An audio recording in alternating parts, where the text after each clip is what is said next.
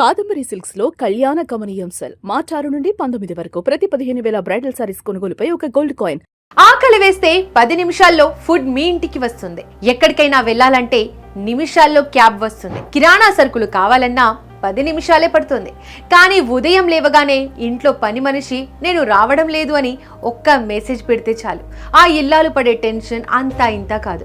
ఇకపై మీకు ఆ టెన్షన్ అవసరం లేదు. ఎందుకంటే క్యాబ్, ఫుడ్ బుక్ చేసుకున్నట్లే పని మనిషిని కూడా బుక్ చేసుకునే యాప్స్ వచ్చేసాయి. కేవలం 5 నిమిషాల్లో మీ ఇంటికి వచ్చి అంట్లు తోమడం దగ్గర నుండి వంట చేయడం వరకు అన్ని చేసి పెడుతున్నారు. కస్టమర్లకు తక్కువ ధర, పని వాళ్లకు భారీ జీతం. వినడానికి చాలా బాగుంది కదా. స్నాబిట్, ప్రోంబో, బ్రూమిస్, అర్బన్ కంపెనీకి చెందిన ఇన్స్టా హెల్ప్ ఈ యాప్ గురించి ఎప్పుడైనా విన్నారా? ఈ యాప్స్ పేర్లు ఇప్పుడు ఢిల్లీ, ముంబై, బెంగళూరు, పూణే లాంటి నగరాల్లో మారుమ్రోగిపోతున్నాయి. ఉదయం లేవగానే పని మనిషి డుమ్మా కొడితే ఆ టెన్షన్ ఎంత ఘోరంగా ఉంటుందో మనందరికీ తెలుసు. ఆ బాధను క్యాష్ చేసుకోవడానికే ఈ యాప్స్ పుట్టుకొచ్చాయి. వీటిలో పని మనిషిని బుక్ చేసుకుంటే చాలు, 5 అంటే 5 నిమిషాల్లోనే మీ ముందు పని మనిషి వాలిపోతుంది. మీరు చెప్పిన పని చేసి పెడుతుంది. అందుకు మీరు గంటల కింద డబ్బు చెల్లిస్తే చాలు. వీటి వాడకం ఎంతలా ఉందంటే గతేడాది ఆగస్టులో 1,00,000 ఆర్డర్లు ఉంటే ఈ ఏడాది ఫిబ్రవరి నాటికి ఏకంగా 8.5 లక్షల బుకింగ్స్ చేరుకున్నాయి. అర్బన్ కంపెనీ అయితే రోజుకు 50,000 బుకింగ్స్ తో దూసుకుపోతుంది.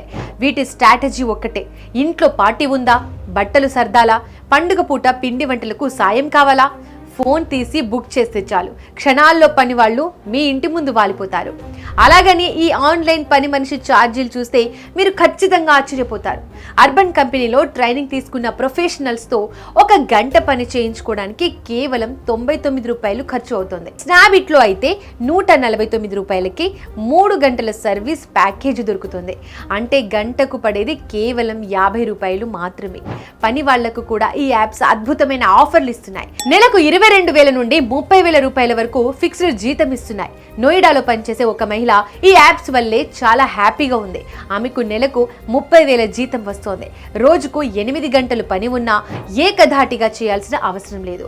ఉదయం పిల్లల్ని స్కూల్కి పంపాక తన వీలును బట్టి డ్యూటీలు చేసుకుంటుంది.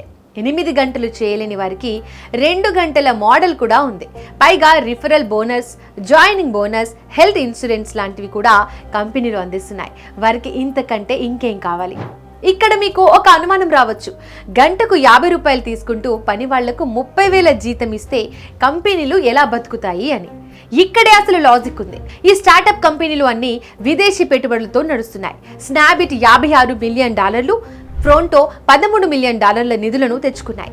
జనాలకు ఈ యాప్స్ ను అలవాటు చేయడం కోసం కంపెనీలు కావాలనే భారీ నష్టాలను భరిస్తున్నాయి. ఒక్క అర్బన్ కంపెనీ ఇన్స్టా హెల్ప్ విభాగం 61 కోట్ల రూపాయల నష్టాన్ని నమోదు చేసిందంటే పరిస్థితిని అర్థం చేసుకోవచ్చు.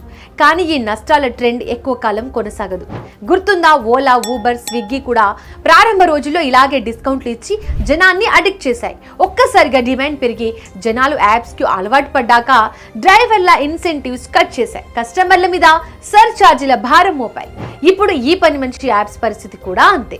డిమాండ్ ఒక స్థాయికి చేరుకున్నాక లాభాల బాట పట్టడం కోసం కంపెనీలు వ్యూహం మారుస్తాయి.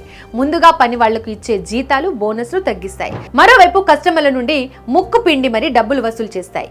ప్రస్తుతం అర్బన్ కంపెనీ తీసుకుంటున్న 99 రూపాయల రేటు 60% డిస్కౌంట్ తర్వాత ఉన్న రేటు మాత్రమే.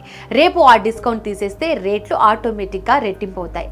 టెక్నాలజీ మన ఇంట్లో ఊడ్చే చీపురును కూడా డిజిటలైజ్ చేసేసింది. కానీ భవిష్యత్తులో ఇది నీ జేబుకు చిల్లు పడడం ఖాయం. చూసారు కదా, ఒక్క క్లిక్ తో ఇంటి పనులన్నీ చక్కపెట్టే ఈ మేడ్ యాప్స్ ప్రస్తుతం మధ్యతరగతి ఇల్లాలికి ఒక వరంలా కనిపిస్తున్నాయి.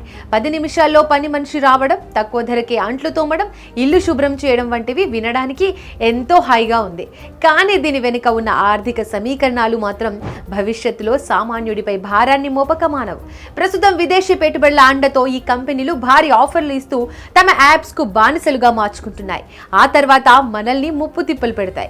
ఒక్క మాటలో చెప్పాలంటే టెక్నాలజీ మన జీవితాలను సులభతరం చేస్తోంది అన్నది ఎంత నిజమో, అదే టెక్నాలజీ మనల్ని కంపెనీల గుప్పిట్లోకి నెట్టేస్తుంది అన్నది కూడా అంతే పచ్చి నిజం. సో ఈ డిజిటల్ సౌకర్యాన్ని వాడుకోండి, కానీ దానికి పూర్తిగా అడిక్ట్ అయ్యి భవిష్యత్తులో వచ్చే ఆర్థిక భారాన్ని మోయడానికి కూడా సిద్ధంగా ఉండండి.